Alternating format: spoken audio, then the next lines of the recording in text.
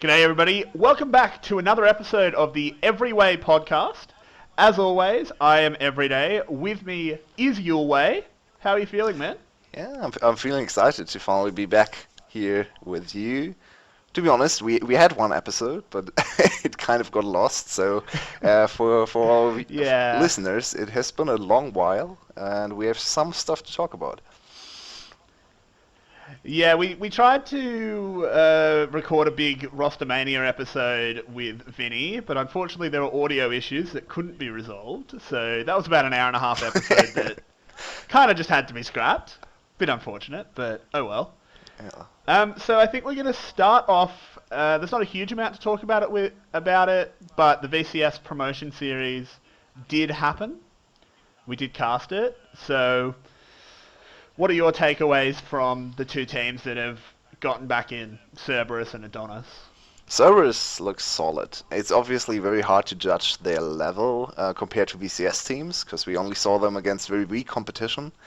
But yeah, 𝘀𝗶𝗃 didn't have any problems closing out the games. Most of the games they played, especially against 𝘀𝗶 as well, were very stompy. They didn't only 3-0 them. They won the first two games, I think, something like 21 in terms of kills. Almost perfect gamed them twice in a row. So very impressive performance.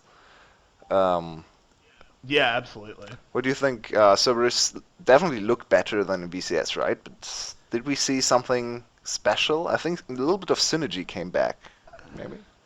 Yeah, I think that was the big thing, is that they had much better team cohesion. They knew what they were doing. But then again, even though, 𝘀𝗃 was pretty horrible in the last split, the one redeeming thing is they actually seemed to have a pretty good game plan most of the time. They just didn't have the skill to execute it. So I'm a little bit worried when they get back into the VCS and we're going to see more of that.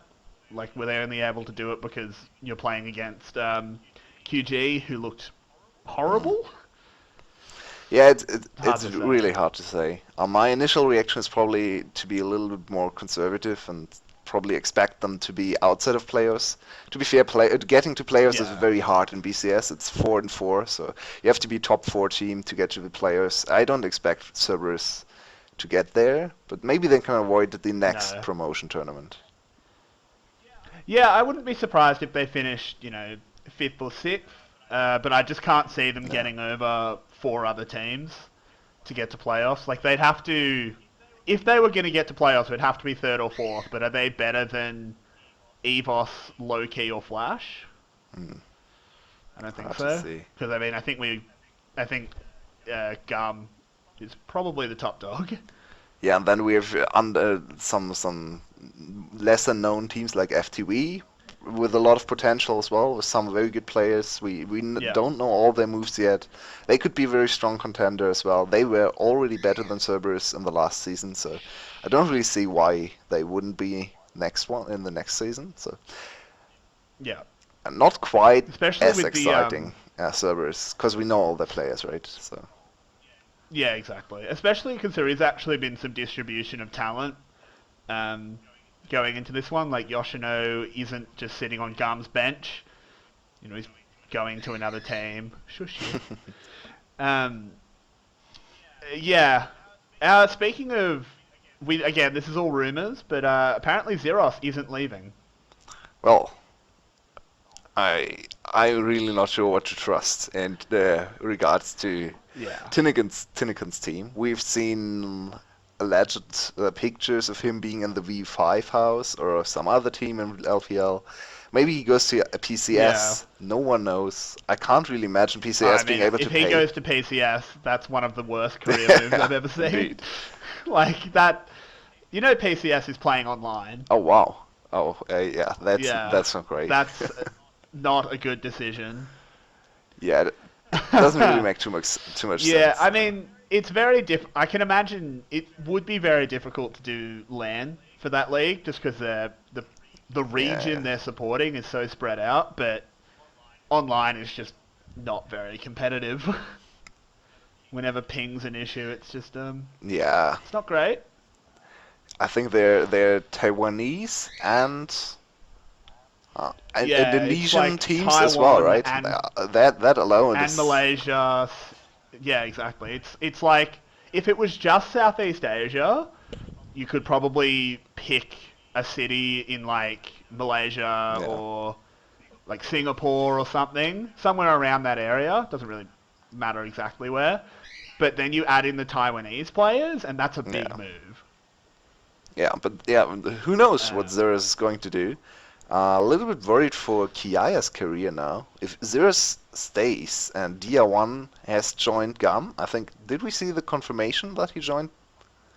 yeah, I think that was Okay, official. so Dia1 is probably the starting mid laner, because why would you leave EBOS if not for a starting spot at GAM? So where's 𝘀𝗰𝗋 going? Will he leave as well? Will Xerxes leave to another VCS team, or... Yeah, see, that's what I'm thinking, is that depending on how contracts have been negotiated, Xeros could be a free agent. I don't know if anyone in the league would be able to offer more money than Garm, and also I think Xeros wants to play with Yeah. Levi, which means it's natural for him to go back to Garm, but at the same time, considering they let Yoshino go, if Xeros does come back, I wouldn't be surprised if they let 𝘀𝗰𝗋 go. There are plenty of teams that would pick up 𝘀𝗰𝗋 pretty Absolutely, happily. they should. Another top laner Yeah, they should absolutely. pick up 𝘂, if you want to. Yeah, Quickly touch on 𝘁𝗄 Hero as from well. the dead. Yeah. Hero needs somewhere to go, and I'm having a mental blank. Who's their support They're player? just a support player. Zodiac? Yeah, Zodiac. Zodiac? Yeah, that is. He also needs a team. He played really well in the promotion tournament. Yeah, he was outstanding. Him and Hero, well, Hero had some Hero games. for most yeah. of the game. The problem with Hero is He has had some real clangers. he has very good fundamentals. He has very good laning, but he seems to have some kind of mental issue. I think it has to be something mental, because it's very weird to see a player having this high highs and these low lows as well that don't have anything to do with his highs. So his highs are pretty consistent in my opinion. He has very good laning phase, very good Yeah. wave control. He's a good 1v1 player, and his lows are more team related, right? He's overextending in side lanes. He's forced to engage in team fights that he maybe doesn't want to. So maybe another team will fix these Yeah. issues. I'm not sure. Yeah, I wouldn't say it was all No, team but- related. Like, there were some games where he was just getting solo killed, and That's true. that's sort of just him almost having a mental block Yeah. against big Maybe games that's it. and just choking. Doing the liquid. The I mean, it's possible that the big thing that might help him on another team is the coaching staff. Not necessarily the other players, though obviously a better team And a helps. change of environment But if there's a coach to there- reset, a little bit of yeah, honeymoon that phase.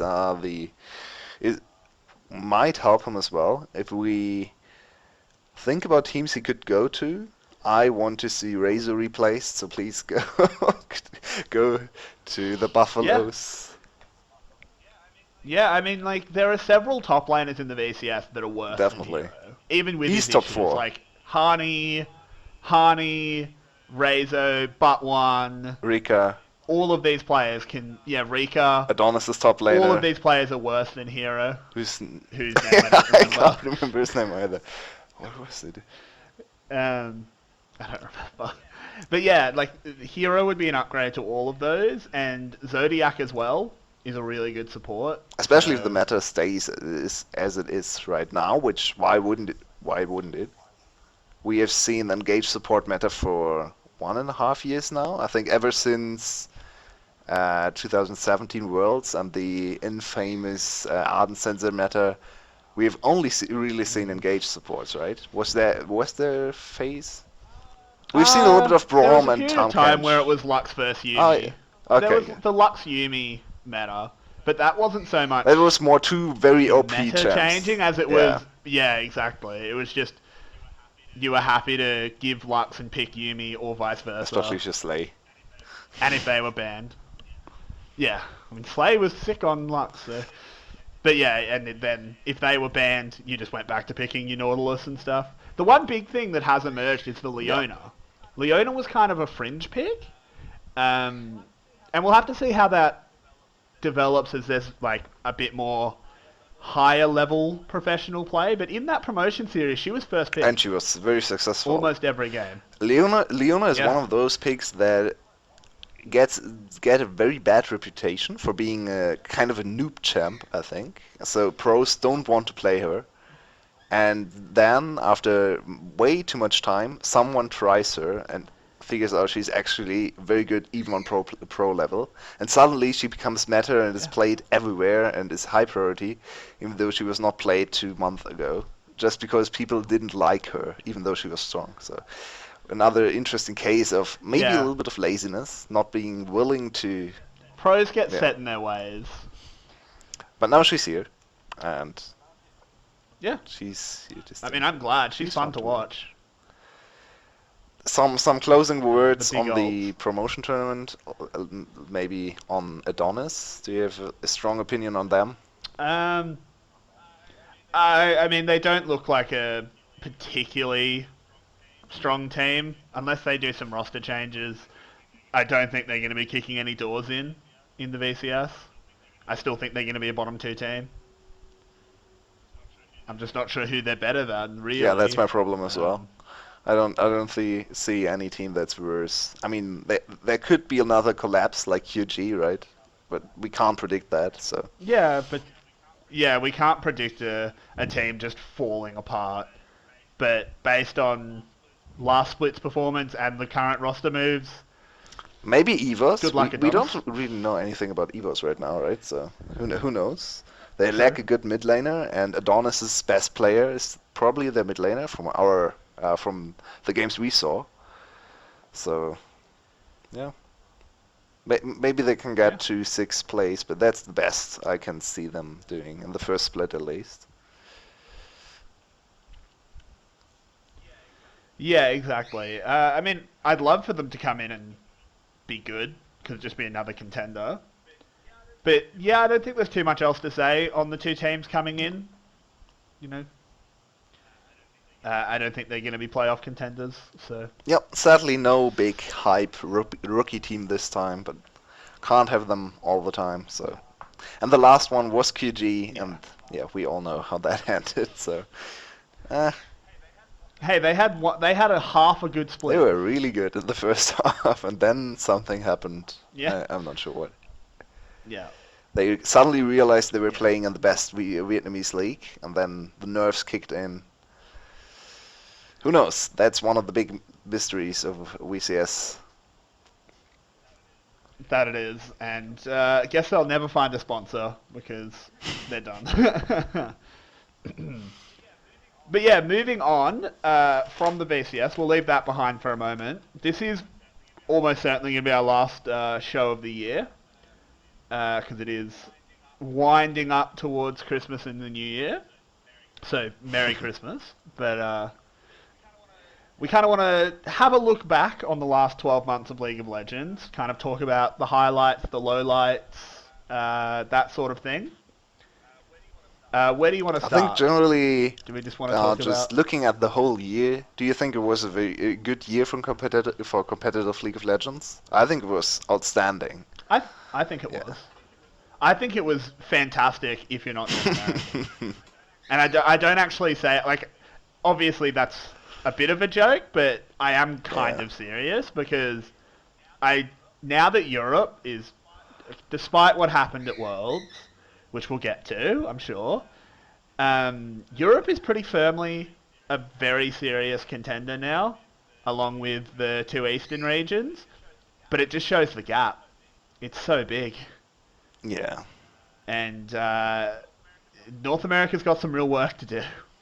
Yeah, I think overall the whole year had spectacular series. The meta was very good to watch, especially around Worlds. I think MSI meta was maybe even a little bit better. I think MSI meta was probably the best part of the whole year in terms of how Sylas was a little bit too strong, but even then, still very cool to watch. Yeah, 𝘀𝘀 is 𝘀𝘀 is fun to watch. Like, 𝘀𝘀 is fun to watch. And the year had a lot to prove, right? They were still the Korean fanboys who thought, okay, 2018 was just a little bit of bad luck, a little bit of bad meta read. Now the Korean overlords will be back, but 2019 proved that's not the case. We have 3 very strong, very competitive regions, and China and EU winning all the titles in the last 2 years. So Korea is now 2 years without a title. Yeah, and I mean that's a big deal. I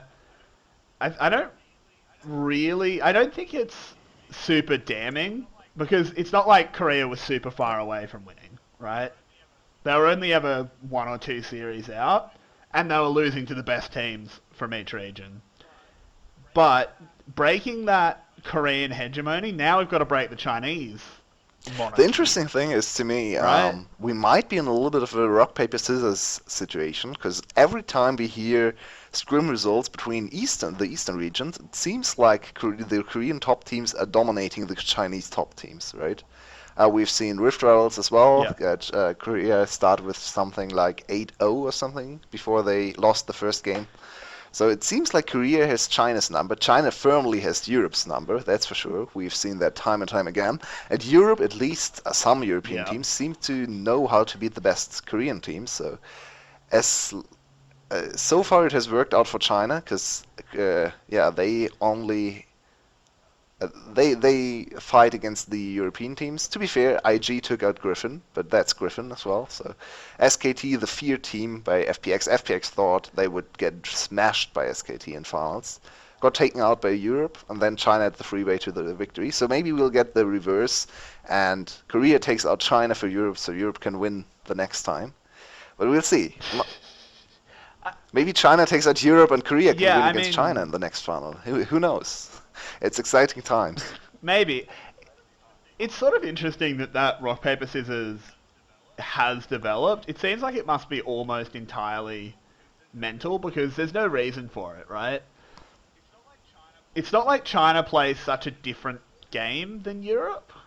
Like, with the exception of 𝘀𝘀 sort of just doing whatever the hell he wants and winning anyway and having huge impact in those wins. I don't feel like China plays that differently. Korea plays very differently, because Korea has always played its own game. But there shouldn't be a reason that China dominates Europe, but they do. Yeah, it seems like China is the more refined style of the aggressive style. Europe is playing the aggressive style, but with some kind of their own flavor. In for G2 there was a lot of innovation, a lot of creative shot calling, and that seems to mess with Korea, who can beat the aggressive style if it is played normally, like China does. But they can't beat the creative approach to the aggressive style. That is inferior to the normal aggressive style. I guess so. It kind of makes sense if you want it to make sense, I guess. Yeah, if you think about it like that. Well, when we're out here building narratives, you have to stretch the truth to fit the story. Speaking of the major regions, from now that we know most of the rosters, actually, before we touch on that, what do you think of the G2 role swap? It's very weird. Do you think it'll be a true role swap, or it'll be, we want to pick this champion, so 𝘀𝗃𝗃 will play it, but if we pick this champion, 𝘀𝗃𝗃 So I think that's the end goal. So I think 𝘀𝗃𝗃 and 𝘀𝗃𝗃 have both said that they want to be able to focus on specific champions for specific roles, so they can be better on those champs and play both roles. So I think in Spring Split, 𝘀𝗃𝗃 will play almost exclusively ADC to get the feeling and to get synergy with 𝘁𝗀𝗃, but they will scrim some games with 𝘀𝗃𝗃's bot as well, and then I think come summer, maybe second part of summer, they will truly adopt their new vision where they will just swap positions based on champion matchups and based on champion picks. Yeah, and I think that's really strong. Yeah, I think the best argument for the swap, I'm not sure who made it, but I think it's the motivation argument. I think it's one thing to keep the two players motivated. They've achieved almost everything. They've played for so long, and they've won all the tournaments except Worlds, obviously. But how can they keep themselves motivated in the regular season in 𝘚𝘚cie? I think that's a good way. Go back to your old position where you have to learn new things. Go to a completely different position. It motivates 𝘀cie to work on his communication with the whole team. 𝘀𝘀 has to go back to communicating with the old mid laner. So I think it's a very good thing to do, especially at the start of the year, just to do something different. Yeah, I think that's a very strong argument, because if you're G2, does the 𝘚𝘚cie mean anything to you, really? Like, as long as you're going to Worlds, I don't know They how much need to win the care. next one, because then we have 7 against 7. That would be super hype. That, I'm hoping for a G2 win in spring, and then we get 7 titles against 7 titles in summer, Fnatic against G2. That would be hype. Yeah, that would be well, a that's lot not of what's fun. going to happen. Rogue is going to win both splits anyway, so get ready. Alright, be cool. I mean, I'd love to see it. But moving on, do we want to get a little bit more specific about sort of our favourite parts of the year? Favourite tournament, favourite series? Yeah, I think favorite meta we've already touched on. I said MSI. Do you agree? Yeah. Yeah, I think so. I think Worlds is pretty close behind. I think Worlds the whole is fun. year had good meta. But there was not really a point where we had I agree. issues with the meta. There was 𝘁𝗏. Yeah, okay. I personally like I 𝘁𝗏. could do without 𝘁𝗏.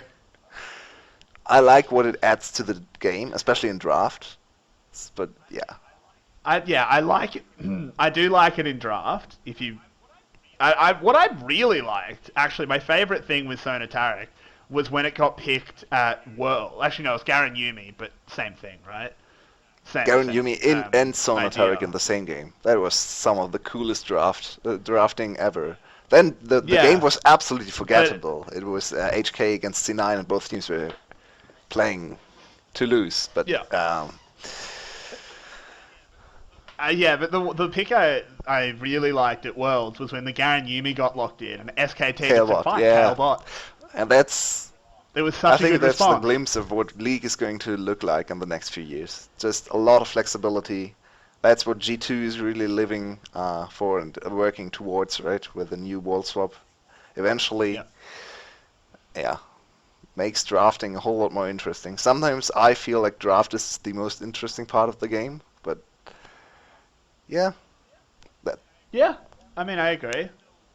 I still think there's going to be some flaws with drafting. Show the dominant dragon in champ select. I'm so mad. It's not going to happen. It's not going to happen. I'm going to take us down a tangent because I was thinking about this now that I mentioned the Dragon Souls. So, have you read the latest patch notes for the next patch? I don't think the Dragon Souls need to be balanced with each other. Because they said that's a big goal. I don't think they need to, because there's only ever one in a game. Who cares if one's more powerful? That's actually a good call.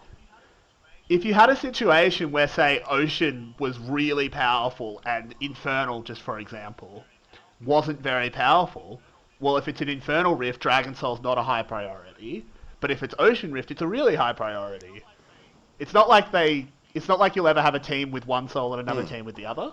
So why do they need to be balanced? Yeah, I think maybe the developers just forgot this. But yeah, that's actually a good call. I have not thought about, but yeah, why not? Just make one of the dragons absurdly powerful, one of the dragon souls, and why not? It's not going to impact the others' dragon souls.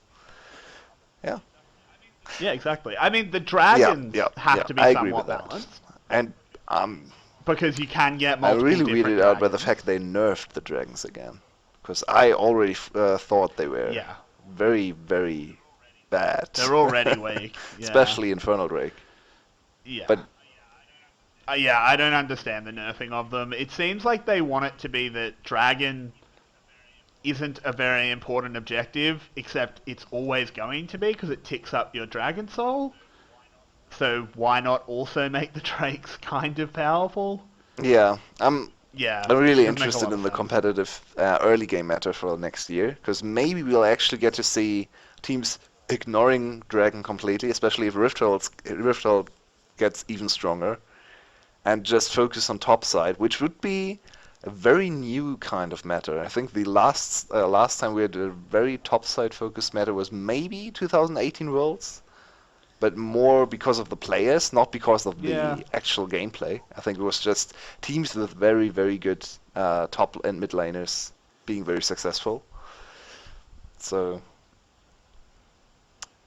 maybe. Yeah. I mean, that would change a lot, because right now bot side is the bigger priority. Absolutely. Yeah, top lane is an island at the moment. I mean, I think it'll depend, especially if tanks come back in the meta. Then you definitely want top lane to be the island. But I mean, we'll have to see. I didn't want to go too far down the balance tangent. I just wanted to make that point about Dragon Souls because I thought I was very clever. Yeah, I think we'll get to see some change Um, before the season starts, probably when the Yeah. how's it called? The season patch drops. Not the preseason, but the season patch. I'm not sure what it's actually called. Season 10 patch. The Yeah. 2020 patch, yeah. But Yeah, I mean, I can't wait for Set as well. I think we've talked about that quite a lot in Discord. I'm super yeah, hyped. we'll get to see him. But back on to... What? Yeah. Back on to... Oh, Sorry. yeah, I wanted Go to ahead. go back to the reminiscing as well. Do Yeah, you have a favorite series of the year? I think G2 versus IG. Was it yeah, they beat IG. No, sorry, G2 versus At MSI. SKT Yeah. at MSI. Just because it was a really good series, and because Yeah. of the implications that they had dethroned Korea, they were going to a final. It was Obviously, the other side of that bracket was pretty hype as well, but I think the G2 one was a better series. it was also a very weird series, because it was very back and forth and very not in-game back and forth, but in series. So all the games were stomps, basically. I think the only one Yeah. that was not very stompy was Game 4, where G2 had to base race, basically, to get the win. But yeah, I agree. That was probably my number one series as well. My second place would be G2 against Fnatic, summer final. Another 5-game series. Yeah, that was a good And series. that was, I think, the better of the two G2 Fnatic series. I think the first one, G2 definitely looked not very prepared and a little bit lazy, and they lost the first 2 games just because TF. So I think the final was the better one, and that was a very cool and very bloody series as well. A lot of early game action. But yeah, the SKT G2 series, the implications. It was the first time that it actually happened. So not the first Yeah, time, right? The exactly. first time was on Worlds 2018, but it was not SKT. So everyone thought SKT was back, and SKT. Europe, that was only a fluke in 2018. So all the implications made this probably the greatest series of the year, even though I'd say not the greatest moment of the year as an EU fan. Do you have a greatest moment of the year? Okay. That's a lot harder. I don't know if I have a specific moment.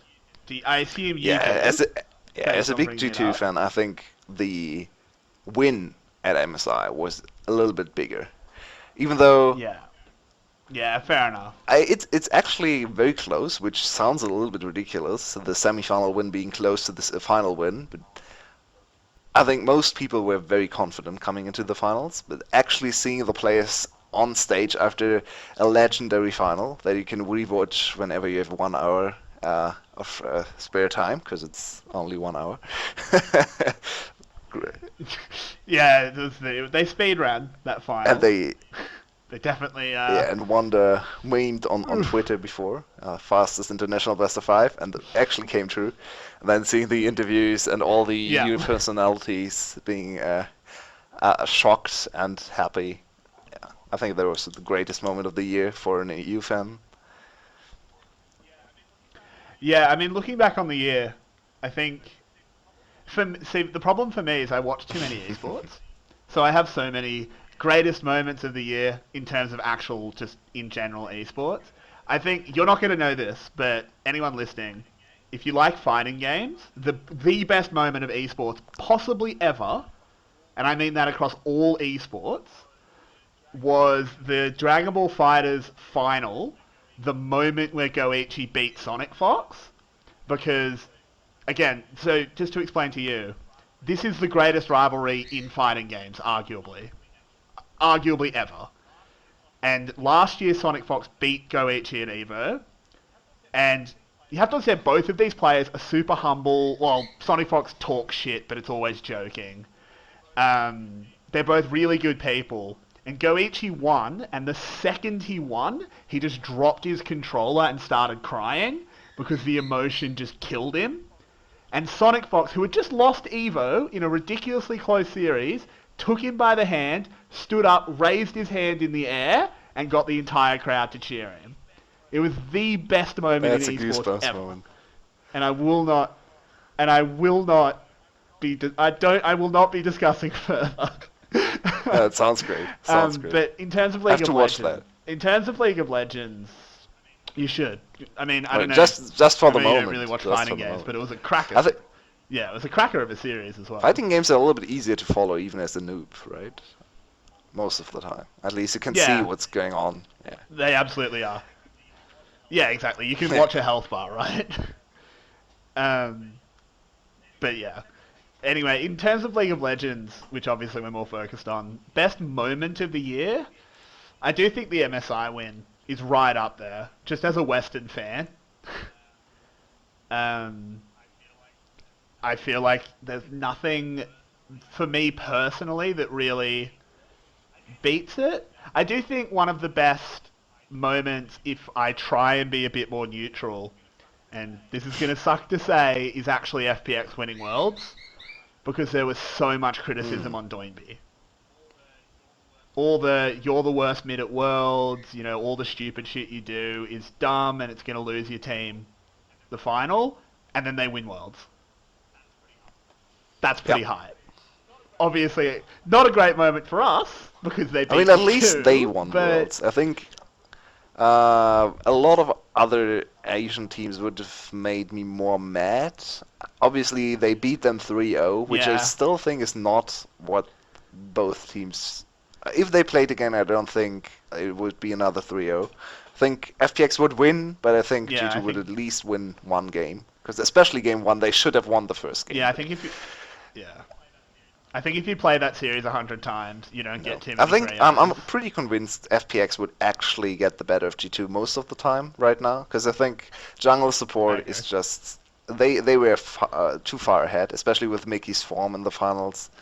So I think FPX definitely the deserved winner, even though I was doubting them all tournament. I saw them play against 𝘀𝘀 in groups. I was super convinced Fnatic would wipe the floor with them. Then they won against Fnatic. I thought Fnatic played like shit in that series and shouldn't have lost. They played against IG. I thought IG played like shit and shouldn't have lost. For some reason, FPX just beat everyone and made them look really bad. It feels like, I mean, looking back, I don't think they played like shit. I think FPX made them look like shit. But I mean, there are obvious moments, especially in the FPX IG series, where you can clearly see they are not playing to their standards. Game 4, where the 𝘁𝗀𝗀𝗀 just doesn't use flash, possibly the best player in the world, the 𝘁𝗀𝗀𝗀𝗀, just doesn't use flash to get away for very simple CC. That's not on FPX. I'm still weirded out. Yeah, I mean, obviously there were moments, especially in that IG series, but when you go up against 3 of the best teams in the world and you make them all look like shit, at some point... The results definitely speak for themselves, but even in the Fnatic series, if you go back and watch the first game, I think, maybe the second game, All the very Yeah. over-aggressive Fnatic dives were so out of character for them. They overforced all the dives. Like Yeah, they absolutely. played. It looked like they played scrims against FPX before, and only won when they forced dives on bot. And they tried to do the same, even though they didn't have to. But yeah, it happened. So Yeah. they deserve to be world champions. And it's very cool to see 5 very relatively unknown players. I mean, long-time followers know 𝘀cie𝗰𝗶𝗹𝗀, right? But even 𝘀cie𝗰𝗶𝗹𝗀 is not like a superstar player for Western fans. Someone has heard, you've heard of him, like for some LPL fan and some Reddit thread has talked about 𝘀cie𝗰𝗶𝗹𝗀. But other than that, Tian, who's Tian? 𝘁𝗰𝗀, okay, maybe you've heard 𝘁𝗰𝗀 once before. And then 𝘁𝗲 and LWX, whoever those guys are. So cool to see new players win. Absolutely. I just wish. I just wish it hadn't been against G2. Oh well. But yeah, I think those are some of the best individual moments of the year. What was your favorite champion Oh, to that's an watch interesting this question. year? So we've already talked about 𝘀𝘀. 𝘀𝘀 was 𝘁𝗏𝗃, Yumi Lux. I definitely think watching good Luxes is very cool to see. I personally would love to watch ADCs. I'm not sure if there's an outstanding ADC champ. I love to watch 𝘁𝗀, if that's a champion player combination I can say. I mean, you can say champion player. I think 𝘁𝗏. Yeah, We saw too much of her. she's But fun she's to really fun to watch as an if she's not ADC. too overpowered. Super explosive. Yeah, Yeah. that was one of the big problems. Is just that she was massively overpowered. I'm surprised. What about How? 𝘁𝗀 and Azir? Especially They're against so each other. fun. Doing nothing Yeah, for 20 exactly. minutes. No, Farming for 20 minutes. It's peak League of Legends. I think 𝘁𝗏 is cool to watch Yeah, still. I think Yeah. 𝘁𝗏's my pick. Just super explosive, does a lot. Super Feast of Famine as well. She was a little busted, Especially in at the times. later stages Yeah, where which she I like. wasn't as busted anymore. Yeah, I think I have to give it to, because I'm a bot laner traditionally, more of a support player myself, but I love ADCs. I'm not good enough at ADCs to really play them, but whenever I get them in ARAM, I love to play ADCs. So I think it's Xayah for me. Yeah. Xayah is so definitely very versatile. She's cool to watch on lane. She doesn't have too many dashes, but she can still make big plays with ultimate. And yeah, I think Xayah is my champ.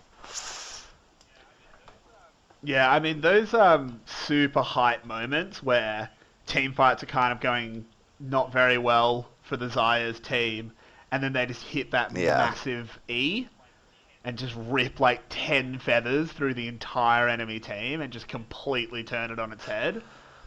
They're Yeah, some of that the one most hype kill moments. 𝘁𝗏 got, I think, in game 4 against 𝘁𝗏. Mm. Yeah, That's the one I'm I immediately thinking thought of. of that as well. So if you don't remember, they were playing a team fight at Dragon, a Baron Pit against Kayle 𝘁𝗏 combination. So they lost the team fight pretty heavily, but 𝘁𝗏 got a lot of feathers out.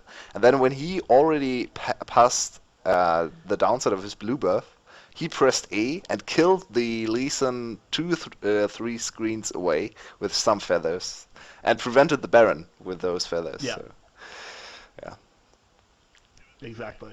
It was a very, very hype Yeah, play. I think she's probably I remember the that. best ADC ever designed for me, because she combines everything. She's control. You have to think about positioning. You can reposition with ults. You have strong auto attacks, but also an auto attack enhancing effect, and then you can do something with that effect as well. She's very smooth and still cool to watch. Yeah, I just think the champ is great, as you can hear. Yeah, it's a super well designed champion. And she also doesn't have a lot of Yeah, the that too. frustrating mechanics. She doesn't go invisible. She has no Um, dash. She's fair. Yeah, exactly. Exactly.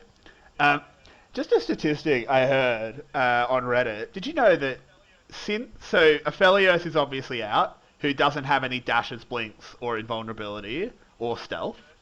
Did you know he's the first champion not to have Yeah, any of I've those seen things that as since well. Jhin?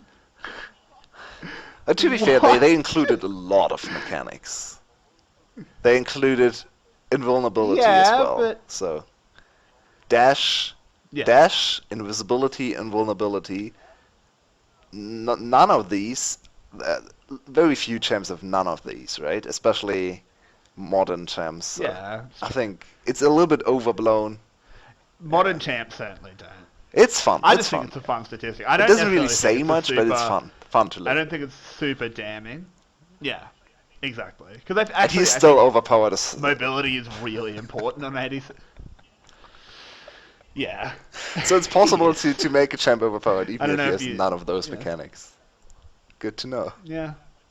Yeah, it turns out when they deal stupid amounts of From- damage. He's also not hard.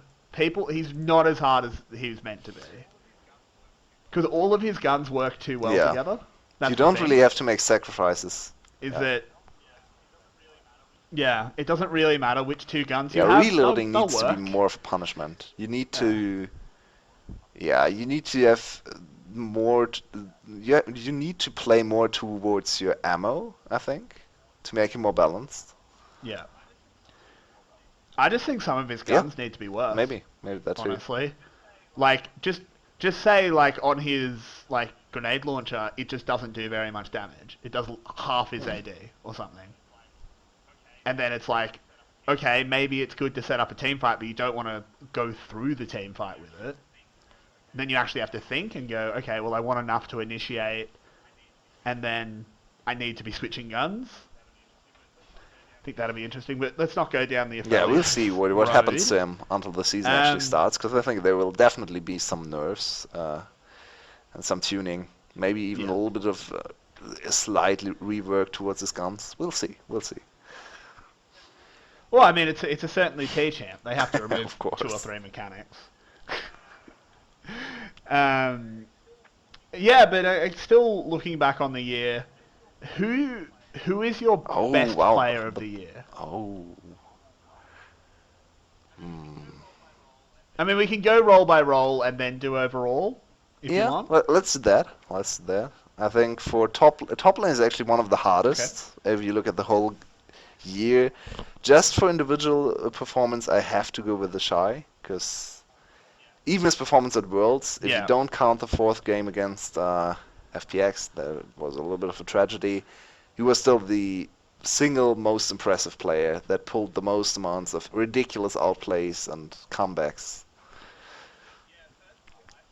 Yeah, personally, I think Sword, because he solo killed all of Griffin. That's impressive as well, killing a whole team 1v4. Yeah, exactly. No, I completely agree with it being the 𝘁. Just in terms of individual mechanics, the man is unmatched. I actually have written down a very interesting second candidate. I don't think he can match up to the 𝘁 in terms of laning and mechanics, but if you look at the whole year, just in terms of not a performance but achievements, Impact actually comes to mind for me. He won two domestic titles. Interesting. He got to MSI finals, beating the 𝘁 in a best of 5. Okay. Do those two domestic titles count? Not really. The problem is they didn't get out of Worlds groups, but he was a very good. He was one of the best players on the team in Worlds. He was not the problem. I agree. It's true. I mean, maybe we put him in the top 5. I know, it's a little bit of a stretch. Pretty aggressive to put him up near the 𝘁. But, I mean, it is good to think about it. I think a lot of people, when they think about top players, let's just write NA off because they had a shit year. But they have good individual I think Impact players. Impact is still a super impressive player. I was really down on Impact before the year started, but if come around to really like him, I think having Impact in your team is a super good start. He's very solid. He will not lose lane by much. Maybe in counter matchups he will sometimes, but most of the time he's very stable. and is a very good team fighter. Can actually win lane as well. If you look back at the lane against 𝘀cie on Vladimir, he looked super good on the Aatrox. So yeah, I like him as a player. I agree. The 𝘁𝗏 is the more obvious candidate and probably the better candidate as well. All right, so we'll lock in the 𝘁𝗏 for top lane. Jungle. This one's actually kind of hard. There were a lot of good junglers. It's the year of the jungle, probably. They have so many good junglers. So see, the hard part here is talking about the whole year. Because there's recency bias with Tian pretty much interestingly putting his enough, team on his back, actually, League Esports gives us actually, how do you say it? The recency bias for League Esports does not really apply because the most recent tournament is the most important one. So it's actually okay to be biased towards the most recent tournament. True. Well, that was difficult to formulate, but yeah. No, I get what you mean, but still, and also we're talking about individuals, so kind of like with Impact, he's a really good individual player, but his team isn't that great on a world level. So they're Impact in the top lane.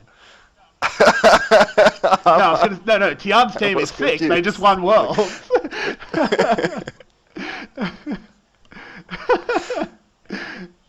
𝘀𝗶𝗃 of course. is shit. That's why they 3-0 G2.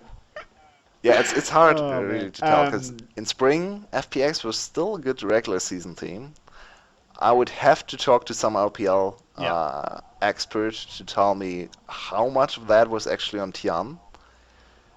Because looking at the whole year, I'm leaning towards 𝘁𝗏, especially because of his performance at MSI and summer playoffs for 𝘁𝗏. I think he was the most important player for 𝘁𝗏. They won 2 domestic titles as well. They won Rift Rivals, not Herald. And he was the MVP of MSI. I mean, they got plenty of Rift Heralds. Yeah. Yeah, I mean, I think that's a strong argument. I think really the conversation is 𝘁𝗏 or Tian. And it's how much do you weight Worlds? Because obviously Worlds is the most important tournament, and your performance at Worlds... And he got the MVP for the final. ...means a lot more than your performance at any... which he deserved. It was him or 𝘁𝗏. But I don't think it was... I don't think 𝘁𝗏 was robbed. I think it was a legitimate decision between the two of them.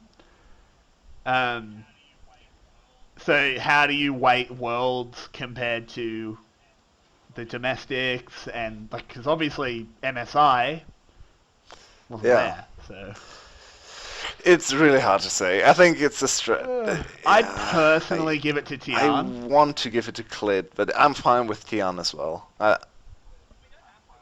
mean, we don't have to agree. I think both are disagree. very close. close. Super close. Both are very legitimate and both have a lot of claims to be the #1 jungler of the year. I'm going to go with 𝘁𝗏 just for consistency reasons. And I think he was not the reason they lost the semi-final against G2. So. No, not at all. He played fine. But moving on to the mid lane. I think I know who you're going to say. I think mid lane is pretty easy. But what do you have for mid lane? Really? You think it's easy to say over the course of the whole year, I don't think there's a mid laner that can really contest caps. I agree. Yeah, over the course of the whole year. Especially also because it's not like caps had bad Worlds. He was very, very good at Worlds. And even on the games against 𝘀𝗃, okay, the first one, the Pyke, didn't look great, but that's also a champion matchup. They clearly didn't completely understand the matchup to all the details, so you couldn't actually do a whole lot. And then the other games, I think he was fine. So yeah, some people might argue 𝘀𝗀, which is fair. No, I don't think you can. He won. I don't think. you can, and it comes back to that: is 𝘀WWE a good mid laner or just a good League of Legends player? And I still kind of lean to the latter. Yeah, it's definitely the latter, but he was still successful in this position, and he won 2 tournaments that are very hard to win, LPL Summer and Worlds. Yeah, I mean he's definitely in the conversation, but I do think it's pretty clearly 𝘀𝗏𝗏, but part of that is probably Western bias. I think no Korean mid laner can look up to 𝘀𝗏𝗏, especially because. Oh, but 𝘀𝗏𝗏 is the greatest of all time. But he lost 2 Always best of number 5s to 𝘀𝗏𝗏, so forever. Nope. Yeah, no, no, he's not in the conversation. Still a good player, but not in the conversation. Yeah, I think we pretty clearly give it to 𝘀𝗏𝗏. Just don't think there's too many people that compete with that. So not too hard either. ADC. I think this is even more clear than 𝘀𝗏𝗏's in mid lane. I think you have to go with 𝘀𝗏𝗏. Yeah, I think there's absolutely no player that comes close in ADC position. No. Just because he had a record, breaking final, but even in the final he was not the important player. He was a cleanup ADC. He's Eastern Season 4 Reckless. True. He's not bad. He has good mechanics. He has good positioning, but he does not win games on his own, and 𝘀𝗏𝗏 does, and a lot of those.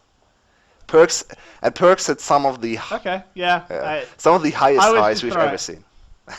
I was just throwing another hat in the ring, but I think I do agree with you in the end that it's 𝘀𝗏𝗏. 𝘀𝗏𝗏s and 𝘀𝗏𝗏s are just such. It's so fun to see them switch. G2. They do so much work for that team.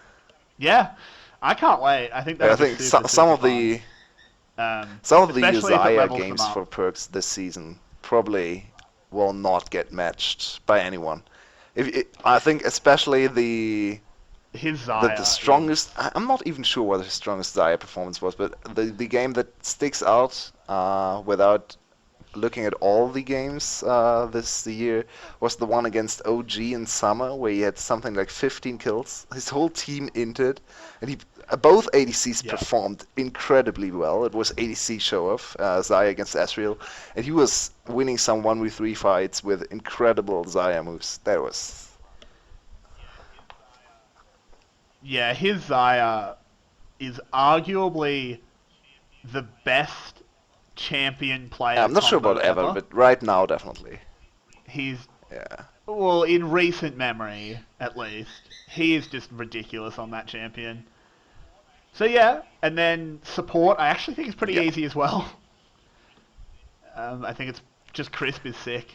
He is so good. He's so good. It's weird because if G2 had won this final, which they were pretty far away from, to be honest, but I think you have to actually give it to 𝘁𝗏𝗏 just because of the achievements.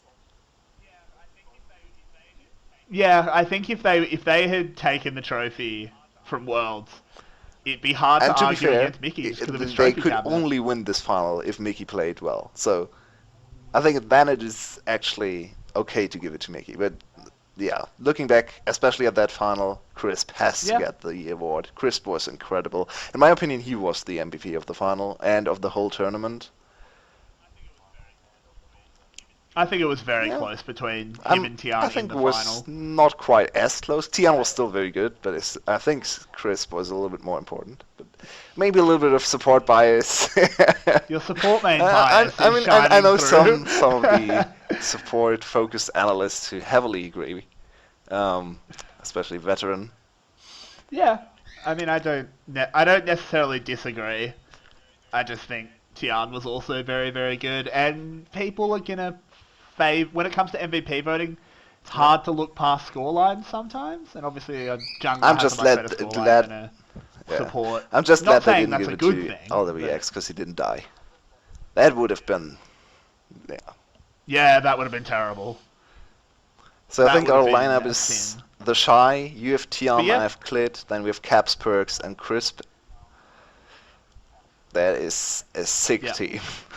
Yeah, I think that's probably I mean, if they all spoke the same language and you could assemble that You could roster, I think you'd be almost winning a lot assemble of this roster tournaments. in. Oh, you actually. Oh Well, no, the 𝘁 is you not wouldn't. LPL residency yet. So in a few years, I think he no, is. I think he no, does I don't have think it. so. I think the Yeah, 𝘁 does. Rookie Or is that and rookie? Is 𝘀cie that now rookie? have it. Or at least 𝘀cie got confirmed, but the 𝘁 still needs some years. So in 4 years, you could actually build this team in China. At least your team. You could build your team in China. Yeah, let's Okay. let's see how good they are in That's an 4 idea. years. But I mean, just saying, if we switch to the open tournament circuit, like I want, you could build that. Have an international Just to see scene. Who cares? how it works. I think, yeah. And from these 5, Yeah. 6, 7 players, who's your #1 player of the year? See, this is hard because I think, in terms of an individual player, Yeah. 𝘀cie. Especially if you look at think. all the intangibles and all the things Yeah. he just started ADC this year and was already by far the best ADC at Worlds. Exactly. So. That's absurd. Yeah, that's pretty ridiculous. So yeah, I think 𝘀cie was the individual best, but there were a lot Yeah, I of think people the with the hat in the 𝘁cie, ring. the 𝘁cie. It was a good year of League of It's Legends. weird between 𝘀cie and the 𝘁cie because I think 𝘀cie is the player of the year, but the 𝘁cie is the best player of the world. If that makes sense. I think you actually have to differentiate the two. Yeah, that makes sense. Yeah, I agree. Yeah, I'm super impressed by the 𝘁cie. I think the Yeah. 𝘁cie is on another level to pretty much every other player. And we'll see some more of him winning some international tournaments, I think. I'm pretty sure. Especially if top lane Hopefully. is important. I mean, yeah, yeah, that's true. If it's a top lane meta, that fits the 𝘁cie to a T. But yeah, I think that's our... Shut up, Rickon. That's our all-star lineup, quote unquote, and our best player in the world. What else do we want to look back on? Just Or do wanted we wanna look to forward? check if you had I don't know. your best personal esports moment, so maybe a cast or something you did. Yeah. Oh, of things we've done. I think it's hard to beat the VCS final, just because I think we casted really well. I've watched that series back a couple of times, and I think it's one of the best casts we've done. And we had over 1,000 viewers at one point. At one point, we were the third biggest Yeah, stream that in was League of super Legends, cool. which is Yeah, exciting. we also got recognition from the official VTV channel when they added our viewer numbers to their total. So we were important enough to for them to Oh, recognize did us. they? I didn't notice that. That was, I think, in Yeah, terms of exactly. pure casting, that was only super one exciting. other game or series comes close. The one where we had the the pauses and had to fill the pauses with all the quizzes. The That was 2-hour super fun to pause. do as well. That was very fun. I think that was one of the best, sort of having to think on our feet. Being like, how do we fill 2 hours when they're trying to fix the bloody computers? That was a lot of fun. I mean, honestly, obviously, we only did one split together. It is lucky I was Yeah. browsing Reddit that day. Because I think we've come together as a very good casting duo. And I'm very happy. Absolutely, to it's have crazy started to that. think we have only done one split, but yeah, I feel like we've done a lot. But to be fair, we've casted more than 20 hours a week, so Yeah. in that split, so we've actually done a lot. Yeah. I mean, I would say we have done a lot, personally. But yeah, I mean, I've enjoyed it. And I think we've got like obviously it's not a super huge viewer base, but the viewers that we do have regularly, I think, are very tuned in. And And Good. I once again so, yeah. will try to get my sister to do the party parrot. So we'll get our emote in when VCS starts, hopefully, if Twitch approves it. So Hopefully, yeah. Yeah, Twitch doesn't take too long normally, but yeah, I definitely think it's been a. I mean, I didn't watch Vietnam before this split because I only started watching it to cast it, and For sure. yeah, it's been a lot of fun. I've super enjoyed it, Yeah. and I'm I very just glad that wish I for started. 'Cause for it's a fun region. 2020 VCS to be more competitive. I think especially if Zeros goes to another team, if 𝘁cie goes to Yeah, another team, Yoshino's confirmed to go to another team, we'll get to see some better competition. yeah. Gum still has Levi, so I don't know if you were in the. Yeah, I don't know if you're in the Discord, but Yoshino's oh in the yeah, that's right. Discord. He's in the English VCS Discord. He doesn't talk very much, but a few days ago, or maybe a little bit more than that, he just started leaking. Yeah, I saw a glimpse of He that. just I saw a started glimpse of dropping that. leaks. It was great. So that's always good. But yeah, I think the VCS. I don't think too many teams are going to be able to unseat Gum. I think they'll lose games here and there, but I can't see them losing too many matches. But 2, Yeah. 3, 4 are super competitive. Okay, I think the last thing maybe we can do to look ahead to the next season of VCS, or maybe even the next whole year of league, pick some players to watch. Maybe international first, and then we end on Okay. the VCS note with our players to watch for VCS. Sure. So players to watch internationally. I mean, I think we've talked about them so much already, but Caps and Perks. I want to see how this lane swap works out. I'm so excited. I think that'll be super cool. Another one, and this is a bit of personal bias, is I want 𝘁𝗰𝗀 to go really well in NA. Because obviously I want Oceanic players to But then you have really to rep Australia. support So- an American team when they go to international events. Oh, I mean, I've said this before. I'm fully bought in on 100 Thieves. If they go to international events, I'm supporting 100 Thieves. Thing is, they're not going to go to international events, except maybe MSI. Even then, probably not. I mean, they could go to Worlds in the third spot, maybe. I don't think so, but I think I want 𝘁𝗰𝗀 to do really well. In the East, I mean, the 𝘁cie is still one to watch. It's super obvious, but Yeah. I can't think of too many others that are Yeah, there's some super interesting highlight. lineup. I think I'm probably more on the teams to watch thing, which is unfair to you because I put you on a spot Yeah. with players to watch, and then I thought about it myself, and it's more teams to watch.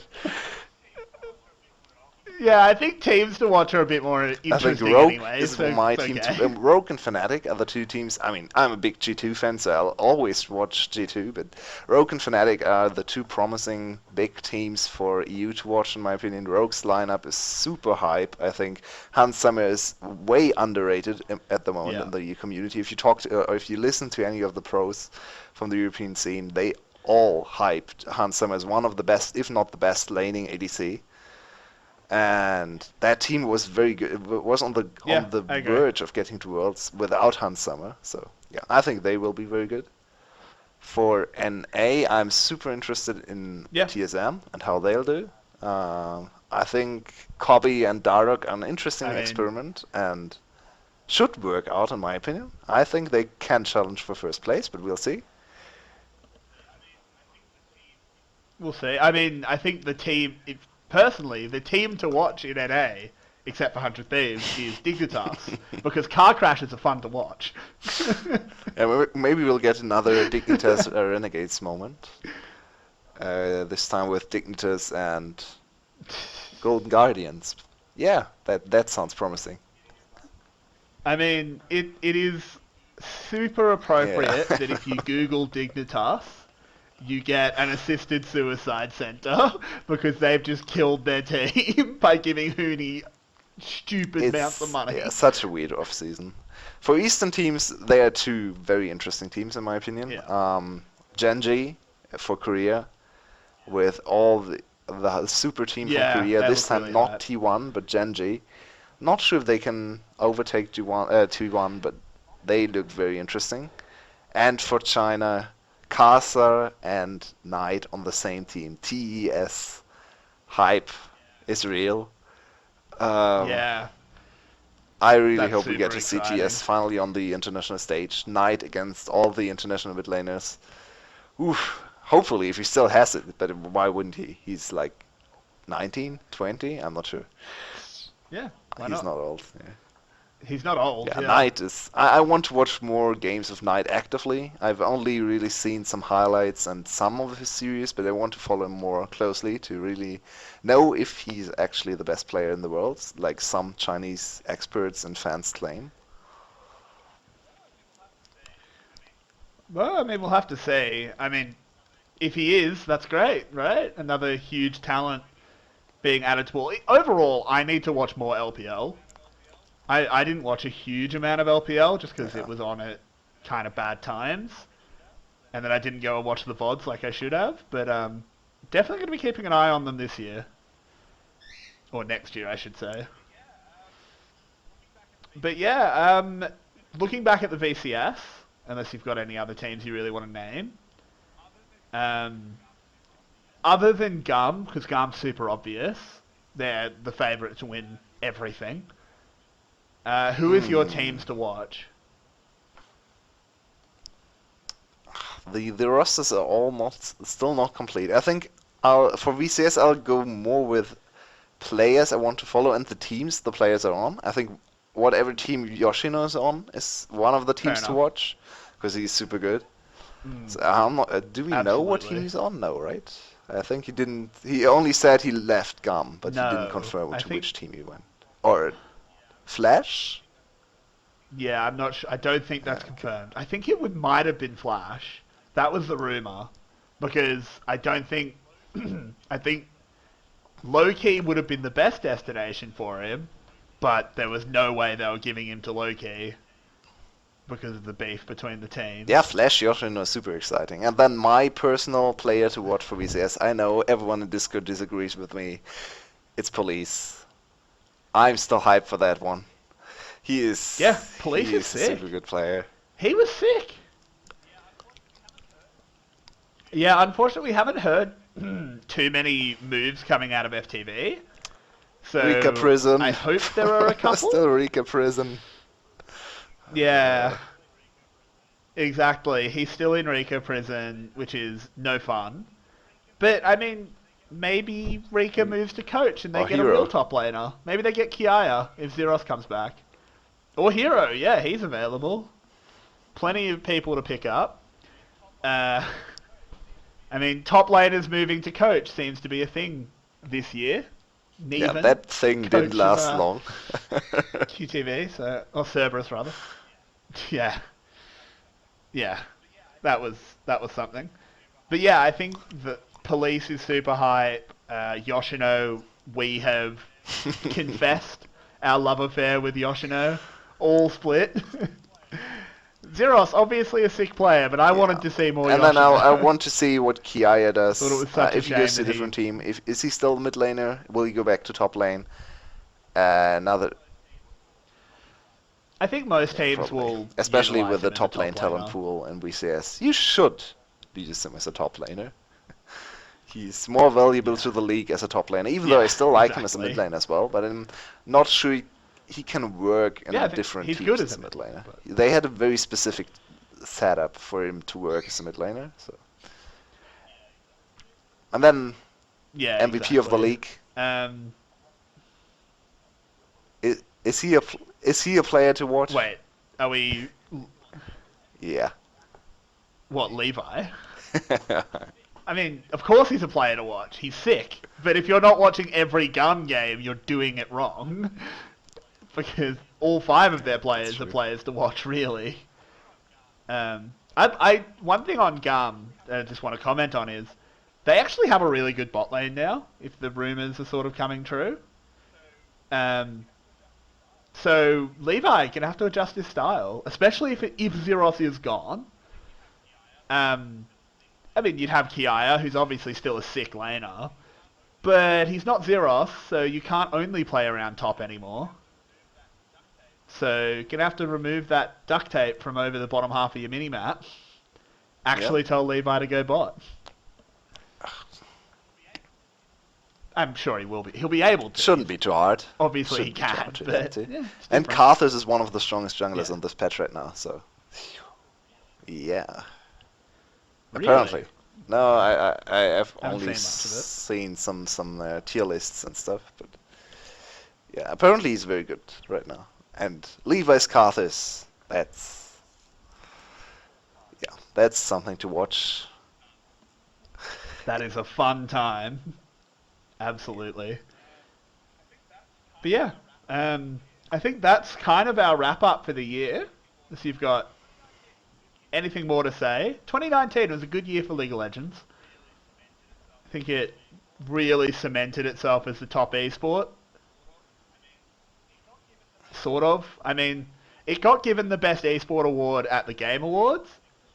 I don't actually think it should have, personally. Even though I think it was the best esport, and I say that as a die-hard Counter-Strike fan. It was a better esport this year than Counter-Strike, but I don't think it was the biggest. Oh, you Because think Fortnite was exists. bigger? Fortnite had stupid But maybe amount not the of same money. amount of viewers. The prize pool. Well, it didn't have the tournaments weren't as consistent because they don't have like a league or anything. But the prize pool for I didn't watch any of it because I don't like Fortnite. But it was like $15 million or something if you won, and it That's goes crazy. to one person. Yeah, that's really It's crazy. insane. But I mean, in the end, I'm not going to complain for League winning that award. I think it's really developing into a really, developing. We'll it's enter already the second developed, decade into of a sick League esport. esports.